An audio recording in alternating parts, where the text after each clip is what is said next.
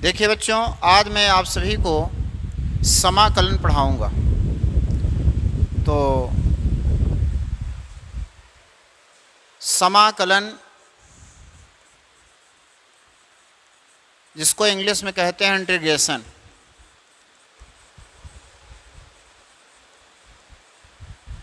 Integration माने होता है बच्चों समाकलन।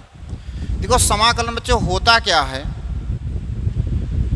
समाकलन में होता क्या है, समाकलन अवकलन की व्युत्क्रम संक्रिया को ही समाकलन कहते हैं। अर्थात देखिए, जैसे हम कहते हैं D by d x of sine x, sine x का अवकलन क्या होता है, कास एक्स। अब यही हम पूछे इंटीग्रेशन कास एक्स से डी एक्स, तो क्या होगा, साइन एक्स होगा। मतलब ये पता करना होता है समाकलन में, अगर ए फलन दिया है इसका समाकलन निकालना है तो ये पता करना होता है किस फलन का अवकलन है। समाकलन में बस हम यही पता करते हैं। जैसे हमें tan, जैसे हमें देखिए, जैसे हमें यहाँ लिखा हुआ integration sine x D x, तो ये पता करना कि किस फलन का अवकलन है। ये पता करना कि किस फलन का अवकलन है, उस संक्रिया को ही क्या कहते हैं, समाकलन कहते हैं। तो समाकलन की परिभाषा होती है, दिया गया फलन किस फलन का अवकलन है, उस फलन को ज्ञात करने की संक्रिया को समाकलन कहते हैं। अर्थात दूसरी परिभाषा कह सकते हो कि अवकलन की व्युत्क्रम संक्रिया को ही समाकलन कहते हैं। क्योंकि जैसे देखिए यहाँ साइन एक्स का अवकलन क्या है, कास एक्स, तो कास एक्स का अवकलन क्या है, कास एक्स का समाकलन क्या है, साइन एक्स। इसी प्रकार अगर देखा जाए यहाँ पर, जैसे मैं कह दूँ D by d x of x square, x square का अवकलन क्या होगा, 2x होगा। एक्स स्क्वायर का अवकलन क्या होगा, 2x। तो अगर हम समाकलन इसका देखें, 2x का समाकलन क्या हो जाएगा, तो देखो 2x का समाकलन क्या हो जाएगा, ax स्क्वायर हो जाएगा। तो मतलब समाकलन में सिर्फ यह पता करते हैं कि जो दिया गया ये फलन है, किस फलन का क्या है, अवकलन है। जैसे यहाँ मैं लिख दूँ एक्स क्यूब, तो ये पता करना हो कि एक्स क्यूब किसका अवकलन है। एक्स क्यूब जिस फलन का अवकलन होगा वही फलन एक्स क्यूब का क्या कहलाएगा, समाकलन कहलाएगा। बच्चों मेरी बात को समझिएगा, मैं यहाँ कह रहा हूँ कि जैसे कोई फलन का समाकलन निकालना है तो यह पता करना कि जिस फलन का समाकलन निकालना है वह फलन किस अभिष्ट फलन का, किस अज्ञात फलन का अवकलन है। जिस अज्ञात फलन का अवकलन होगा वही फलन क्या होगा, उसका समाकलन होगा। जैसे यहाँ अगर बोल दिया जाए, जैसे यहाँ देखो एक्स क्यूब, अब पता करना है कि एक्स क्यूब किसका अवकलन है, किसके अवकलन में एक्स क्यूब आता है, किसके अवकलन में एक्स क्यूब आता है। तो आप जानते हो एक्स घाते 4 के पावर, एक्स घाते 4 का अगर मैं करूँगा तो उसमें एक्स क्यूब आ जाएगा। देखो इसका अवकलन अगर मैं करूँ तो इसका अवकलन क्या होगा, इसका अवकलन होगा 4x क्यूब, क्या होगा, 4x क्यूब। तो जो ये अब हम ये केवल पता ये करना है कि एक्स क्यूब किसका अवकलन है, केवल एक्स क्यूब को पता करना है। तो इधर मैं एक्स क्यूब करूँगा और जो 4 है इसको इधर लाऊंगा, तो हो जाएगा d by d x of x power 4 by क्या हो जाएगा, 4। तो मतलब जो एक्स क्यूब, इसका मतलब ये हो गया कि जो एक्स क्यूब है किसका अवकलन है, एक्स पावर 4 बाई 4 का अवकलन है। इसका मतलब यह है कि एक्स क्यूब किसका, एक्स क्यूब किसका अवकलन है, एक्स क्यूब किसका अवकलन है, एक्स पावर 4 बाई 4 का अवकलन है। अर्थात एक्स क्यूब का समाकलन क्या होगा, एक्स पावर 4 बाई क्या होगा, 4 होगा। अब इसमें एक स्वेच्छ अचर राशि सी भी जोड़ देते हैं। अभी इसकी भी चर्चा करते हैं कि इसमें स्वेच्छ अचर राशि सी क्यों जोड़ देते हैं। अर्थात इसको कहते हैं अनिश्चित समाकलन। अभी बताऊंगा कि निश्चित समाकलन क्या होता है और अनिश्चित समाकलन। तो बेटा समाकलन 2 प्रकार के होते हैं, एक होता है निश्चित समाकलन और दूसरा होता है अनिश्चित समाकलन। तो पहला चलिए देखा है अनिश्चित समाकलन क्या होता है। अनिश्चित समाकलन, अनिश्चित समाकलन, देखिए अनिश्चित समाकलन क्या होता है, थोड़ा उसके लिए एक एग्जाम्पल देखते हैं। जैसे मैं कह दूं D by d x of sine x, तो साइन एक्स का अवकलन क्या होगा, कास एक्स। फिर मैं लिख दूं D by d x of sine x plus 5, तो साइन एक्स का अवकलन हुआ कास एक्स और 5 का अवकलन क्या हो जाएगा, 0। उसके बाद अगर मैं कहूँ D by d x of sine x minus 100, तो इसका भी साइन एक्स का अवकलन होगा कास एक्स और माइनस 100 का अवकलन क्या होगा, 0। ऐसे मैं लिख दूँ D by d x of sine x plus 10, तो इसका भी होगा साइन एक्स का कास एक्स और प्लस 10 प्लस 0, 10 का क्या हो जाएगा 0। तो अब यहाँ से देखिए, यहाँ मैं इधर राशि साइन एक्स का भी अवकलन कास एक्स से हुआ, साइन एक्स प्लस 5 का भी अवकलन कास एक्स से हुआ, साइन एक्स माइनस 10 का भी, साइन एक्स माइनस 100 का भी अवकलन कास एक्स से हुआ, और साइन एक्स प्लस 10 का भी अवकलन क्या हुआ कास एक्स से हुआ। तब यहाँ से यह बात कन्फर्म नहीं हो पा रही है। यहाँ पर अगर केवल इतना दिया रहे कि कास एक्स, मतलब ये दिया रहे कास एक्स किसका अवकलन है, हमें ये पूछा कास एक्स किसका अवकलन है, तो अगर ये न पता रहो तो हम कोई निश्चित नहीं बता सकते कि कास एक्स किसका अवकलन है। अर्थात कास एक्स अब ये नहीं पता किया जा सकता, केवल ऐसे लिखा रहे कि कास एक्स, मतलब समाकलन में यही तो, समाकलन की परिभाषा यही तो होती है कि ये जो फलन है किस फलन का अवकलन है। समाकलन में बच्चों हम यही तो ज्ञात करते हैं कि यह जो फलन दिया गया है ये किस फलन का अवकलन है, उस फलन को ज्ञात करने की संक्रिया को ही समाकलन कहते हैं। अब यहाँ से हम निश्चित नहीं कर सकते कास एक्स साइन एक्स का अवकलन है, कि कास एक्स साइन एक्स प्लस 5 का अवकलन है, कास एक्स साइन एक्स माइनस 10 का अवकलन है, कि कास एक्स साइन एक्स प्लस 10 का अवकलन है। मतलब साइन एक्स के साथ कौन सी अचर संख्या जोड़ी या घटाई गई है इसका मान फिक्स नहीं है। मतलब साइन एक्स के साथ, ध्यान रखिएगा, मैंने कहा कि यहाँ पर देखिए उपरोक्त उदाहरण में कि साइन एक्स के साथ कौन सी संख्या जोड़ी या घटाई गई है, ये बात स्पष्ट तरीके से नहीं कहा जा सकता। भाई जैसे यहाँ 5 जोड़ा गया, यहाँ क्या जोड़ा गया 100, ये सब जो संख्याएं जोड़ी या घटाई गई हैं सब कैसी संख्याएं हैं, सब अचर संख्याएं हैं। कैसी संख्याएं, अचर संख्याएं हैं। तो इसलिए चूंकि जब हम कास एक्स का समाकलन करेंगे तो केवल हम क्या लिखेंगे, कास एक्स का समाकलन क्या लिखेंगे, केवल साइन एक्स से लिखेंगे। कास एक्स का समाकलन क्या लिखेंगे, केवल साइन एक्स। आगे हम क्या जोड़ देते हैं सी। अब सी इस बात की पुष्टि करता है कि यहाँ कौन सी संख्या, साइन एक्स में कौन सी संख्या जोड़ी गई है।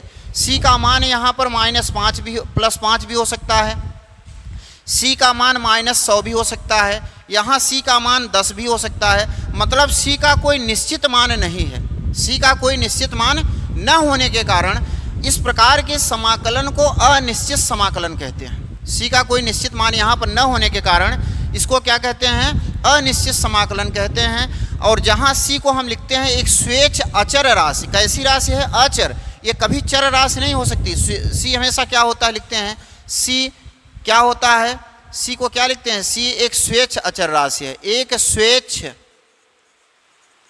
अचर राशि, अचर राशि है। जहाँ सी क्या है, एक स्वेच्छ अचर राशि है। मतलब अनिश्चित समाकलन में हम सी केवल इसलिए लगाते हैं कि उसमें कौन सी अचर राशि जोड़ी या घटाई गई है इस बात का कोई कन्फर्म स्पष्ट नहीं होता, इसलिए उस अनिश्चितता को दूर करने के लिए एक सी लगा देते हैं, कांस्टेंट लगा देते हैं, जिसको हम क्या पढ़ते हैं, स्वेच्छ अचर राशि पढ़ते हैं। अब उसके बाद होता है निश्चित समाकलन। क्या होता है, अब देखो निश्चित समाकलन क्या होता है, समझिए। निश्चित समाकलन क्या होता है, निश्चित समाकलन, समाकलन, निश्चित समाकलन क्या होता है, समझिएगा। निश्चित समाकलन में ये होता है कि जब किन्हीं दो प्रतिबंधों के अंतर्गत किसी फलन का समाकलन ज्ञात किया जाता है तो उसे क्या कहते हैं, निश्चित समाकलन कहते हैं। जैसे मैं ये कह दूं integration a to b f(x) dx, ये हो। अगर मान लो इसके पहले मैं ये लिख दूं यदि f capital f d/dx of capital fx, एक मिनट बच्चों, यहाँ देखो, यदि मैं लिख दूं यहाँ पर d/dx ऑफ कैपिटल fx बराबर क्या हो, स्मॉल fx। मतलब यदि स्मॉल fx का अवकलन क्या हो, कैपिटल fx हो, तो अब इसका हमें निश्चित समाकलन करना हो a to b f(x) dx। तो यदि कैपिटल fx का अवकलन स्मॉल fx है तो स्मॉल fx का समाकलन क्या होगा, कैपिटल fx होगा। अब यहाँ चूंकि इसको हम क्या कहते हैं, इसको लोअर लिमिट कहते हैं और इसको क्या कहते हैं, अपर लिमिट कहते हैं। ये हमारा क्या है, ये है लोअर लिमिट, ये क्या है, लोअर लिमिट। इसको बोलते हैं निम्न सीमा, इसको बोलते हैं समाकलन की निम्न सीमा। और b क्या है यहाँ पर, अपर लिमिट, अपर लिमिट, इसको बोलते हैं उच्च सीमा, उच्च सीमा। अब देखो यहाँ क्या होता है, तो यहाँ लोअर लिमिट लगा देते हैं और यहाँ अपर लिमिट लगा देते हैं, तब ये क्या हो जाएगा, एफ एक्स के स्थान पर क्या रखेंगे, बी माइनस एफ क्या हो जाएगा, ए। तो यही होता है इसका, इसमें सी को नहीं जोड़ा जाता क्योंकि इसका मान क्या होता है, सदैव निश्चित आता है, इसका मान सदैव क्या होता है, निश्चित होता है, क्योंकि दो ज्ञात प्रतिबंधों के अंतर्गत इसका समाकलन किया जाता है। इसकी सहायता से छोटी छोटी या बड़ी बड़ी वस्तुओं के क्षेत्रफल या उसके कुछ भागों का क्षेत्रफल ज्ञात किया जाता है, आयतन ज्ञात किया जाता है। तो इसमें सी नहीं लगाया जाता क्योंकि निश्चित राशियों के अंतर्गत इसका समाकलन किया जाता है। अब जैसे देखिए हम समाकलन, अब कुछ फार्मूले को अध्ययन करें, तो जैसे इधर मैं लिख दूं अवकलन और इधर क्या है, समाकलन। देखो अवकलन क्या होता है समझिए, जैसे मैं कह दूं D by d x of x की पावर एन प्लस 1, इसका अवकलन बताइए क्या होगा। इसका अवकलन क्या होगा, जो एक्स पावर एन प्लस 1 है, अवकलन करते समय जो घात होती है वो पहले आती है, तो एन प्लस 1 पहले आएगा और एक्स पावर क्या हो जाएगा, एन, यही तो होगा। D by d x of x power n, x power n plus 1 का अवकलन होगा n plus 1 into x power n. अब इस एन प्लस 1 को मैं इधर कर लूँ तो हो जाएगा d by d x of x power n plus 1, अब बटे में क्या हो जाएगा यहाँ पर एन प्लस 1, तो यहाँ पर क्या बचा, एक्स पावर एन, अर्थात इस पूरे राशि का जो अवकलन है क्या है, एक्स पावर एन है।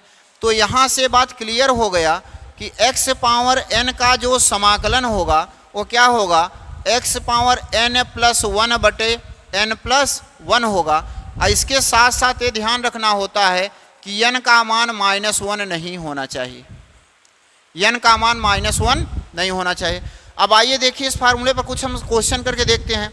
जैसे हमें समाकलन कह दे कि x पावर 5 का समाकलन क्या होगा, तो यहाँ ए क्या है, समाकलन का प्रतीक है और dx हमारा a बताता है कि दिए गए फलन का समाकलन चर राशि x के सापेक्ष करना है। यहाँ देखिए a चिन्ह क्या बताता है, समाकलन का प्रतीक होता है, जबकि dx यह बताता है कि दिए गए चर राशि का समाकलन x चर राशि x के सापेक्ष करना है। तो x पावर 5 का समाकलन जब करेंगे तो ये फार्मूला लगाएंगे, तो जो x पावर n है, पावर में क्या करना है, एक जोड़ देना है और जो नई पावर मिलेगी उसी से भाग दे देना है। तो यहाँ x घाते 5 है, तो हम इसमें 5 में क्या करेंगे, एक जोड़ देंगे और जो नई घात यहाँ मिली उसी से क्या कर देंगे, भाग दे देंगे और यहाँ क्या c लगा देंगे प्लस c। तो इसका समाकलन हो गया x पावर 6 बटे 6 प्लस c। इसी प्रकार जैसे और क्वेश्चन मैं लूँ कि मैं लिख दूँ x पावर -100 का समाकलन क्या होगा। तो देखो बच्चों इसको क्या करेंगे, x पावर -100 है तो x पावर -100 में एक जोड़ दोगे और उसके बाद इसी नई पावर से डिवाइड करोगे, तो -100 प्लस 1 क्या होगा, -99 और प्लस क्या हो जाएगा c।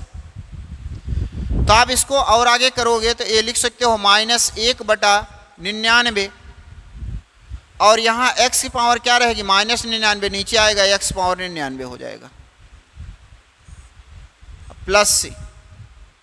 या और क्वेश्चन अगर देखना चाहो तो देखो इसको लिख सकते हो, जैसे इंटीग्रेशन ऐसे भी लिख सकते हो x पावर 5 dx, इसका समाकलन क्या होगा, इसका समाकलन क्या होगा। देखो ऐसे समाकलन को करने के लिए x पावर क्या है, 5 है, अकरणी का मतलब होता है 1/2 घात, तो इस पर 2 घात बटे 2 घात कर दोगे, अब ये क्या हो जाएगा dx।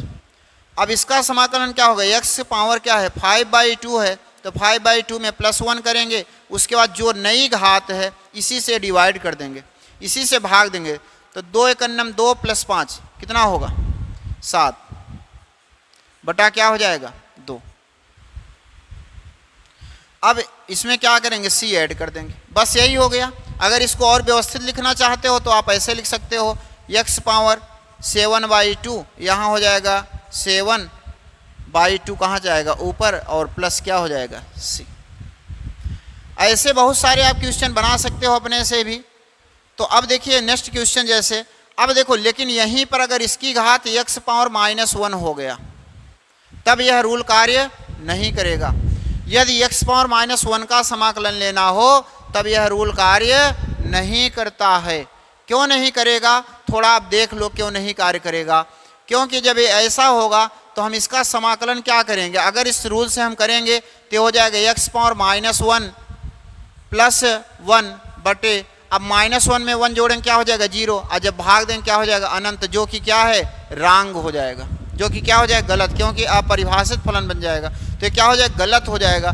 तो इस दशा में हम क्या करेंगे, जब हमारा क्वेश्चन आएगा x पावर -1 dx तो इसको सबसे पहले हम लिखेंगे इंटीग्रेशन 1/x से dx, 1/x dx। और हम लोग जानते हैं, क्या जानते हैं, अवकलन में पढ़े हो d/dx of log x। log x का अवकलन क्या होता है 1/x होता है। d/dx of log of mod x equal to 1/x। अब देखो जो mod x क्यों लगा गया है, क्योंकि यहाँ जो लघुगणकीय फलन, जो लघुगणक फलन होता है उसका प्रांत सदैव क्या होता है 0 से बड़ा होता है, 0 से क्या होता है बड़ा। क्योंकि आप जानते हो इसका ग्राफ, अगर आपको पता होगा तो इसका ग्राफ log का ग्राफ है ऐसे, log का ग्राफ है इस प्रकार से बनता है, ये ऐसे log का ग्राफ ये ऐसे बनता है।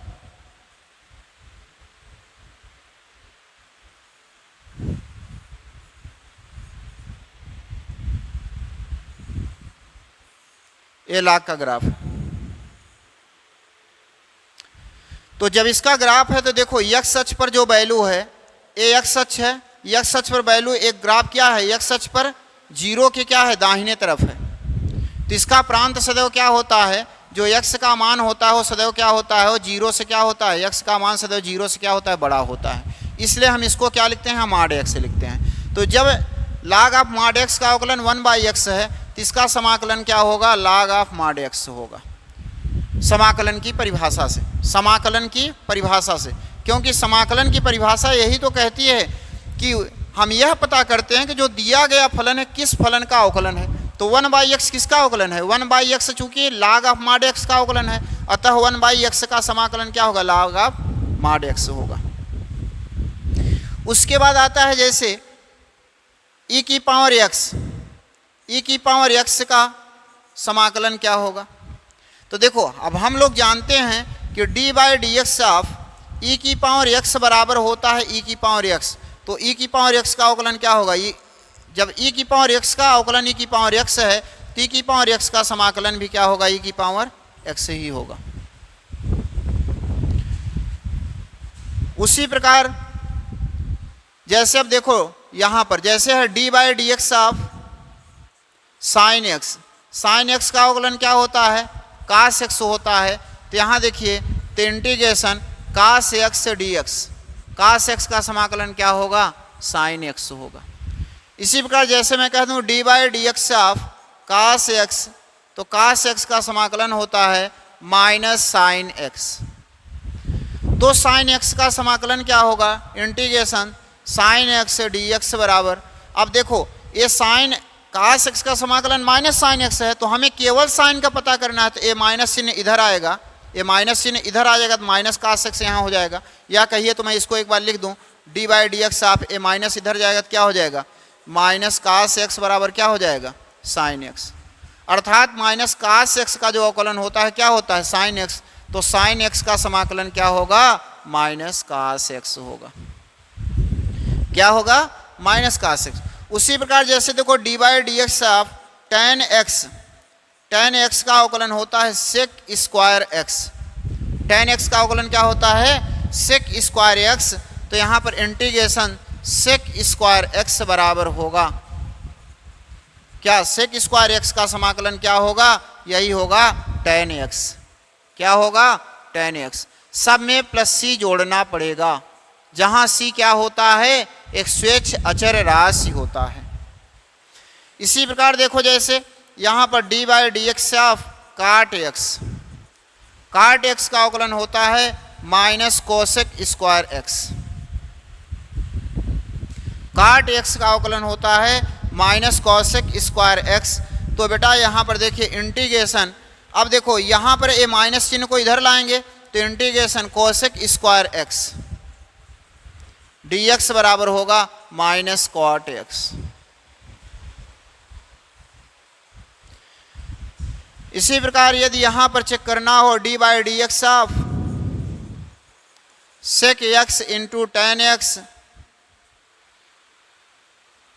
सॉरी सेक एक्स का,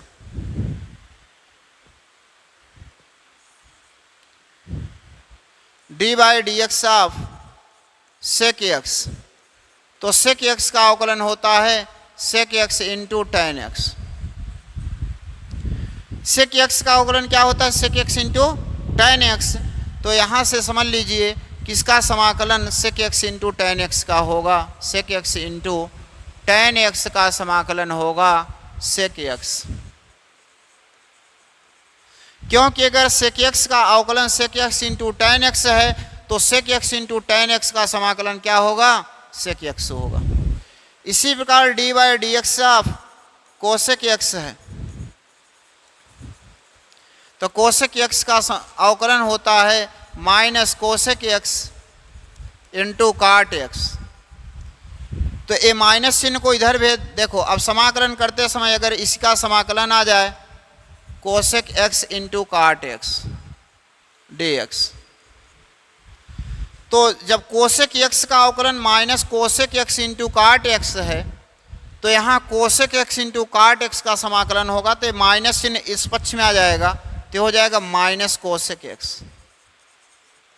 अब प्लस सी यहाँ भी जुड़ा रहेगा, अब प्लस सी यहाँ भी जुड़ा रहेगा। अब देखिए इस पर कुछ अगर मैं सवाल लूँ तो सवाल ऐसे ही होंगे। देखो इन पर अगर कुछ क्वेश्चन लिया जाए, जैसे मान लो समाकलन करना हो कास 2x का समाकलन क्या होगा, कास 2x से dx का समाकलन, तो कास 2x का समाकलन, तो देखो कास 2x का समाकलन अभी क्या बताऊं, कास 2x का समाकलन होता है साइन 2x, क्या होता है? Sign 2x। और यहाँ जो x का गुणांक क्या है, x का गुणांक कितना है? 2 है, तो 2 से क्या हो जाएगा? 2 से क्या हो जाएगा? इसमें भाग हो जाएगा। अब इस 2 का गुणा जो है इसके साथ कभी नहीं होगा, बल्कि क्या होगा? ये बाहर होगा, अर्थात ये होगा 1/2 साइन 2x। इसको एक दूसरी विधि से भी कर सकते हैं। कौन सी विधि? एक होती है निरीक्षण विधि। क्या होती है? जांच विधि या निरीक्षण विधि। निरीक्षण विधि, निरीक्षण विधि में देखो क्या करते हैं, थोड़ा समझिएगा। ये पता करते हैं कास 2x किसका अवकलन होता है, तो हम जानते हैं कास 2x जो होता है साइन 2x के अवकलन में आता है। तो साइन 2x का अवकलन कितना होता है? साइन 2x का अवकलन होता है कास 2x, और ये 2x का अवकलन क्या होगा? यहाँ पर 2 होगा। तो हम क्या करेंगे? D by d x of इस 2 को इधर लाएंगे तो ये हो जाएगा साइन 2x, अब बटे क्या हो जाएगा? 2 बराबर यहाँ क्या बचा? कास 2x। तो जो एक कास 2x है इसका मतलब इतने का अवकलन साइन 2x बटे 2 का अवकलन क्या है? कास 2x है, तो मतलब कास 2x का जो समाकलन होगा क्या होगा? साइन 2x बटे 2 होगा। तो यहाँ यही तो लिखा है साइन 2x बटे 2, इसको यही तो लिखा जाएगा साइन 2x बटा 2।